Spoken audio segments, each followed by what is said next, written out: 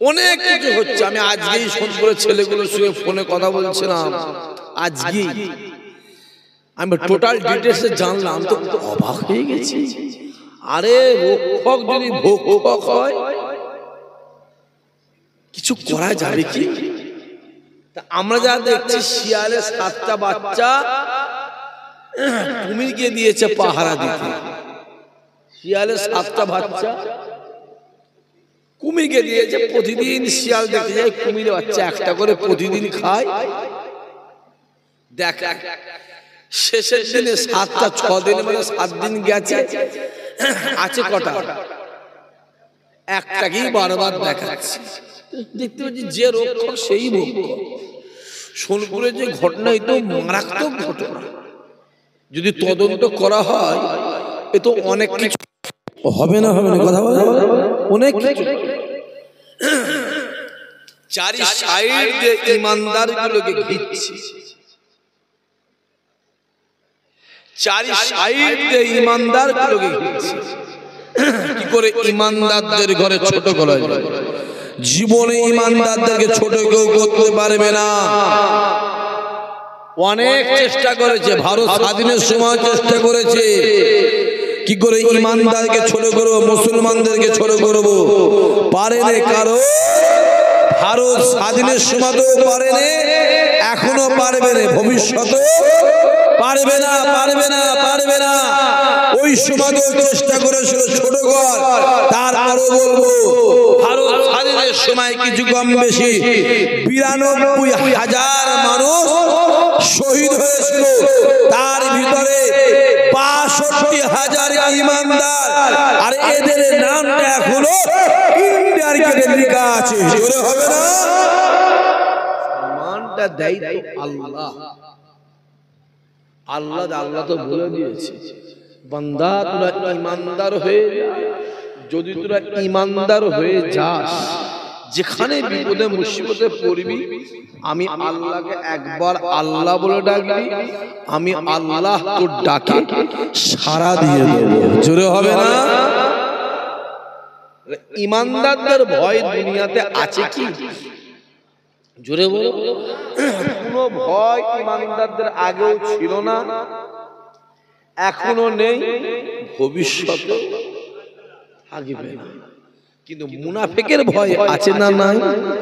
কিছু তো মুনাফিক বেরিয়েছে, হঠাৎ দেখবে বলছে অনেক কিছু বলছে। কিছু মুনাফিক বেরিয়েছে, মুনাফিক। এই মুনাফিক গুলোই তো আমাদের শেষ করছে। এই বুকটাই করছি অনেক জ্বলন আছে, জ্বলন।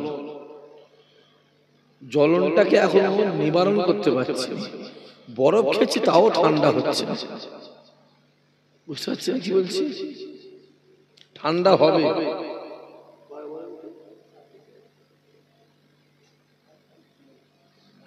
হ্যাঁ, উল্টো পাল্টা বলছে সব ছেলেগুলো না।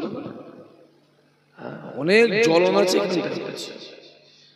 জীবনগুলোকে, জানগুলোকে আমাদের জ্বলিয়ে পুড়িয়ে ছারখার করে দিয়েছে। জানগুলোকে জ্বলিয়ে পুড়িয়ে শেষ করে দিয়েছে। হ্যাঁ, কি করবে? আল্লাহকে বলি আল্লাহ করো, এই হয়েছে, ওই হয়েছে, এই হয়েছে, ওই হয়েছে। আল্লাহকে বলো। কিছু কিছু মানুষকে দেখলে ভয় লাগে। কি লাগে? ভয় লাগে।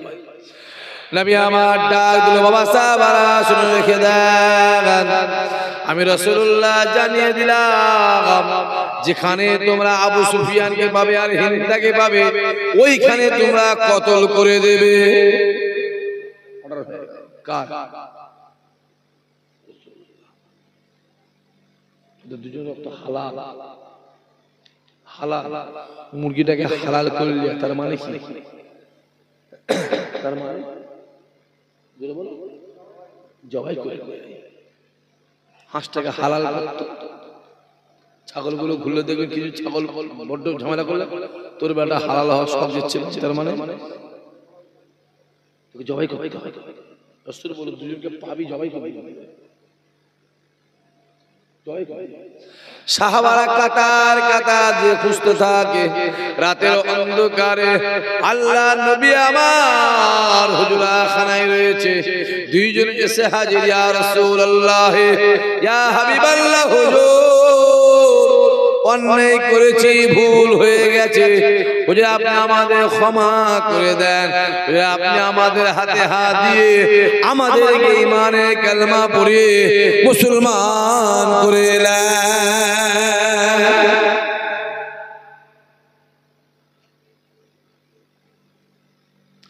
আল্লাহ নবী তাকিয়ে আছে, তাকিয়ে তাকিয়ে মনে মনে ভাবতে লেগেছে, ওমা আরসালনাকা ইল্লা রাহমাতাল লিল আলামিন। আল্লাহ নবী আমার তাকিয়ে তাকিয়ে হাতটাকে দিয়ে দুইজনকে ঈমানের কালেমা পড়িয়ে দিলেন। ঈমানের কালেমা পড়াবার পরে আল্লাহ নবী বলেছিল, এ হিন্দারে, তুমি আমার সামনে আসবে না, আসবে না, আসবে না। আমি রাসূলুল্লাহ তোমায় বলে দিলাম তুমি আমার সামনে আসবে না। হিন্দা ডাক দিয়ে বলেছিল, ইয়া রাসূলুল্লাহ, ইয়া হাবিবাল্লাহ, হুজুর আমি তো ঈমানের কালেমা পড়েছি, আমার জীবনের জিন্দেগির অতীতের কথা তওবা করে নিয়েছি, আমি তওবা করে নিয়ে আমি আপনার হাতে হাত দিয়ে ঈমানের কালেমা পড়ে মুসলমান হয়ে গিয়েছে।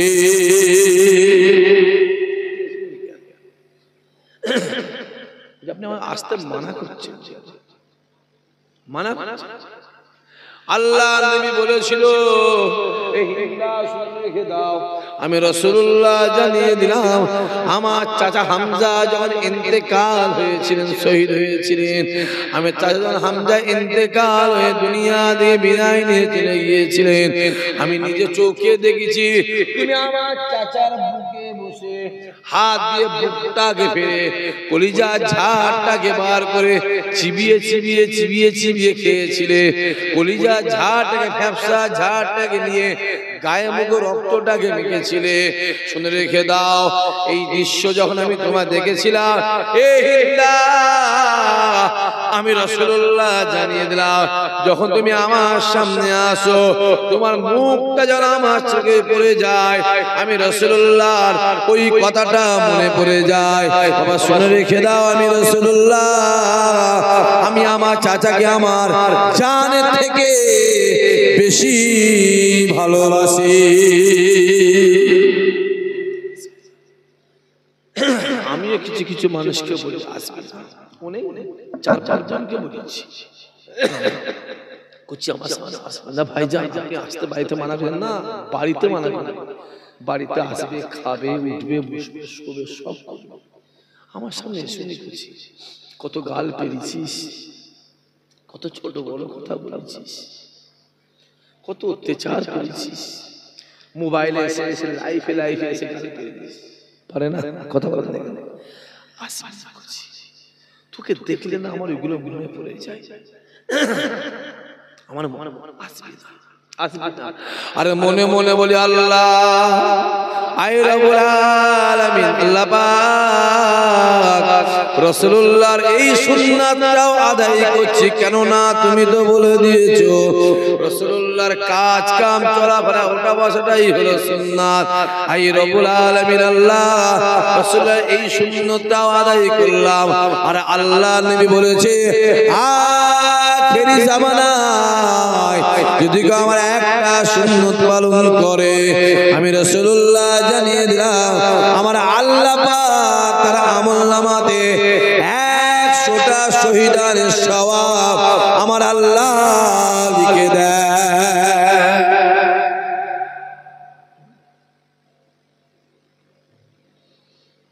একটা জায়গায় দাঁড়ানো নীতিটা ঠিক করা এই সময় খুব কঠিন ব্যাপার, ঠিক না? খুব কঠিন। দেখতে পেলেন কদিন আগে ফুরফুরা দরবার শরীফে আমাদের মাননীয় স্মরণীয় বরণীয় সম্মানীয় মাননীয় মুখ্যমন্ত্রী সাহেব, জানেন তো আপনারা, চেনেন না? পশ্চিমবাংলা মুখ্যমন্ত্রী ছিলেন না, ছেলে তো বলছে পশ্চিমবঙ্গ মুখ্যমন্ত্রী ছেলে, ওই জন্য রাত্রে 1টা করে দাওয়াত দিয়েছে। কি বলছে? ছেলে না মেয়ে? ছেলে না মেয়ে? মহিলা ফুরফুরা দরবারে গেল, হুজুর করে খাওয়াবে, কাঁদে হবে। কথা বলো, কথা বলো। কপাল হুজুররা করেছে, আপনারাও খাওয়াচ্ছে, উনিও খাওয়াচ্ছে, যে যাচ্ছে সেই খাওয়াচ্ছে। শুধু আলনুরা হক ফুরফুরা খাওয়াচ্ছে না, কপাল আমরা করেছি। আহা, যে যাচ্ছে খাওয়াচ্ছে। আহা, এত বড় বড় চিঠি, চিঠি দেখলে কলজে ঠান্ডা হয়ে যায়। চিঠি দিয়ে এলো দরবারে। আমি ছিলাম না অবশ্যই, জলসায় ছিলাম, রোজার মাস তো রাস্তার মধ্যে থাকি। আব্বা কাছে চিঠি দিয়ে এলো। আগের দিনে আমাদের ডিএম সাহেব, ভাইজান আপনার যেতে হবে। অমুজা, কেন? না দিদি আসছে, মুখ্যমন্ত্রী আসছে, ওনার শখ আপনাদের সঙ্গে বসে ইফতারি খাবে, বসে ইফতারি খাবে। আমি মনে মনে ভাবছি, হ্যাঁ ইফতারি মাছের কি আর অভাব রেখেছে? বলছে মাছের কি আর অভাব রেখেছে? যত রকম মাছ দিয়েছে না দেয়নি। কথা বলে কাঠ মাছ থেকে, ঢোল মাছ থেকে শুরু করে, তলতা মাছ থেকে শুরু করে আর কি মাছ আছে সবই তো দিয়ে দিয়েছে, বাকি তো রাখে।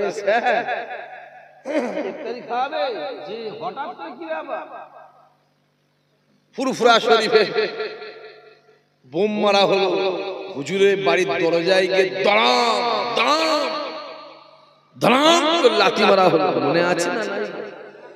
কথা বলেন না, মনে আছে তো? ভুলে যাও না, ভুলে যাও না। এখানে কেটে গেছে, কেটে গেছে, সিলাই দিয়েছে, জোড়া লাগবে না?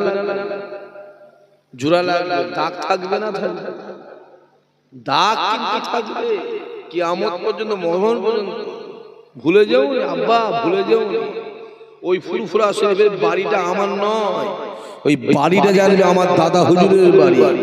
যে লাঠিটা মেরেছিল আমার দাদা হুজুরের বাড়িতে লাঠি মেরেছিল। ঠিক বলছেন না ভুল বলছি? কথা বলেন না কেন? মাথায় রাখতে হবে, পৃথিবীর একটা ইমানদারের দাঁড়িয়ে অসম্মান মানে গোটা পৃথিবীর সমস্ত ইমানদারের দাঁড়িয়ে অসম্মান। পৃথিবীর একটা মসজিদে আঘাত মানে পৃথিবীর সমস্ত মসজিদে আঘাত। মাথায় রাখতে হবে, বাবরি মসজিদে যখন তলোয়ারে আঘাত করেছিল, বাবরি মসজিদে হাতুড়ি আঘাত করেছিল, বাবরি মসজিদে হাম্বারে আঘাত করেছিল, ওটা বাবরি মসজিদে আঘাত করেনি, পৃথিবীর সমস্ত ইমানদারের বুকে আঘাত করেছিল। কথা ঠিক না বলছো? ইমানদার হওয়াটা অত সহজ নয় বা, যে মাথায় টুপি দিয়ে মুখে দাঁড়িয়ে রেখে 5 ওয়াক্ত নামাজ পড়ে ইমানদার হওয়া তো সহজ নয়। মাথায় টুপি দিয়া মানে ঈমান নয় বা। দেখতে পাচ্ছ কি চলছে? মোবাইল খুলে খুলে দেখো না কি চলছে, খুলে খুলে দেখো। সেই সময় তো একবার ফোনটা করেও খবর নিয়ে কি হয়েছে দেখি, বা একবার এসে ঘুরে যায়। এখন ইফতারি খাওয়াবে হুজুরদের ঘরে, কি ব্যাপার? বসে বসে ভাবছি, ও সেই সময় তো চেয়ারে পায়া খুব মজবুত ছিল, আর এখন চেয়ারের পায়া টলবল টলবল করছে। বুঝতে পারছেন না? টলবল টলবল করছে। মোটা পাড়া যদি লোক যদি বসে চেয়ারে, মচাক করে রয়ে যাবে। হুজুরদের কাছে চল, অন্তত ওইখানে গিয়ে কিছু নাট বল্টু আর স্ক্রু কিনা যায়। কথা বুঝতে পারছেন? নাট বল্টু স্ক্রু কিছু কিনা যায়। কোথা কিনা যাবে? নাট বল্টু পাওয়া যায় কোথা? হার্ডওয়্যারস, যেটা বলো কোথা পাওয়া যায়? হার্ডওয়্যারস। আবার কিছু কিছু নাট বল্টু গ্রামে গ্রামে আছে না? কিছু কিছু মসজিদে ইমাম দেখবে নাট বল্টু হয়ে গেছে। তা চ ফুরফুরায় গিয়ে কিছু নাট বল্টু আর ওই কি বলে বলেন না কাঠের গুঁজা চল কিনে নিয়ে ফেব্রিক আটা কিনে নিয়ে অন্তত ওই পায়ায় দিয়ে একটুখানি টাইট করে দিই। কিন্তু এমন চেয়ারে পায়া নড়ে গেছে ও নাট বল্টু দেখ কাজ হবে না। ওকে কি করতে হবে? ভেঙে বল পুড়িয়ে দিয়ে নতুন পালা কাঠ দিয়ে সে চেয়ার আবার তৈরি বলো করতে হবে। হ্যাঁ দেখতে পাচ্ছি নাকি চলছে, কত রকমের চলছে বাবা। আমি বেশি বলতে পারবো না ভাই, ওপর দিকে থুতু ফেললে নিজের গায়ে পড়ে, আপনারা সবই জানেন। হ্যাঁ সবই জানেন, পরিষ্কার কথা বাবা। আমাদের একটা নীতি আছে না নাই?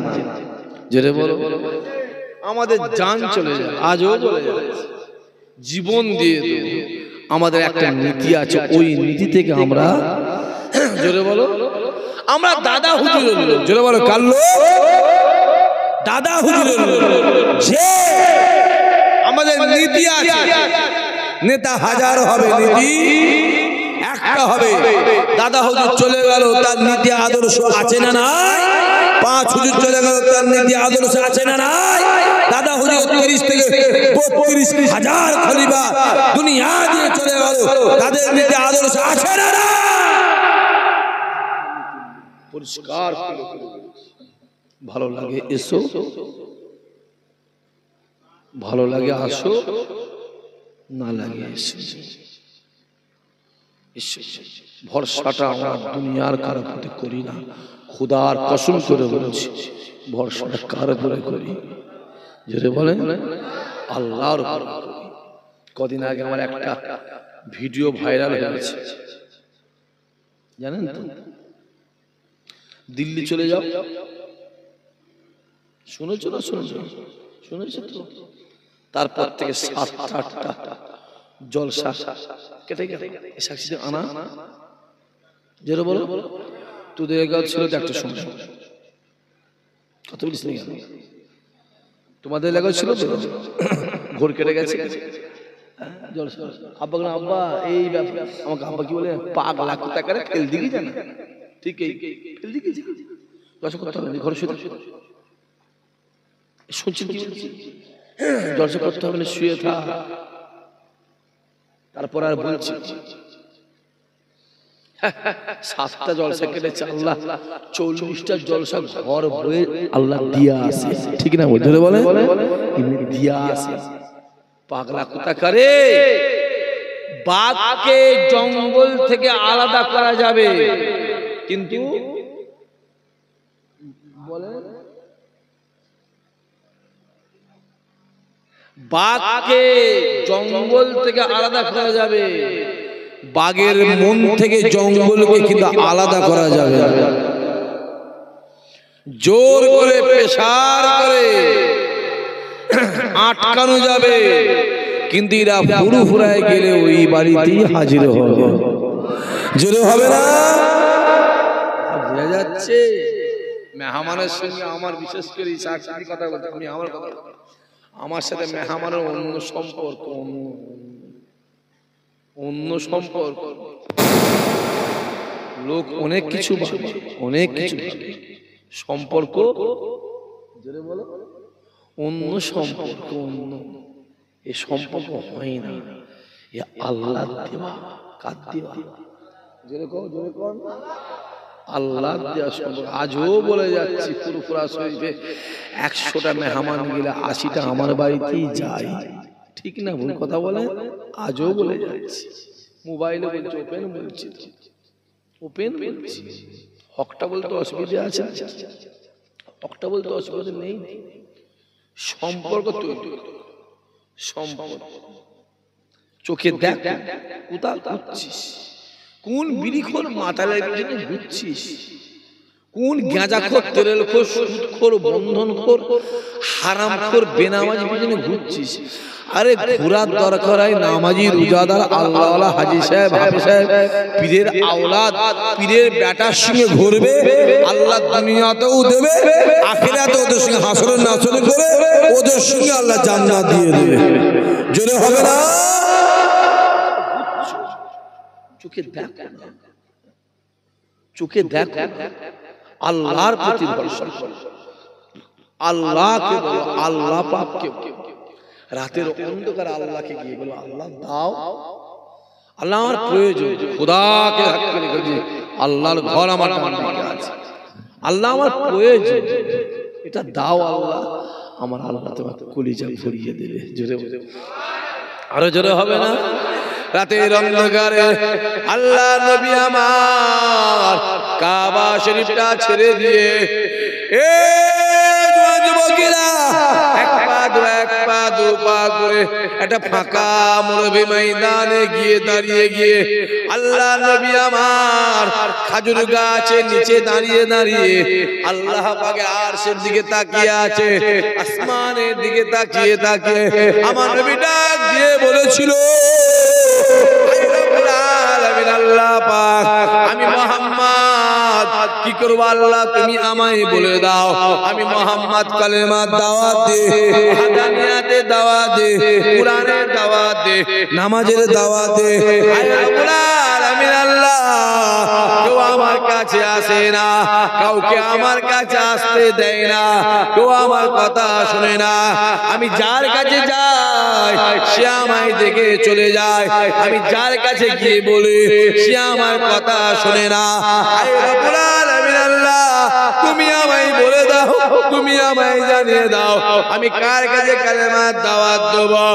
এ জওয়ান যুবকেরা আরশে আজিম থেকে আওয়াজ আসতে লাগে, আমার হাবিব রে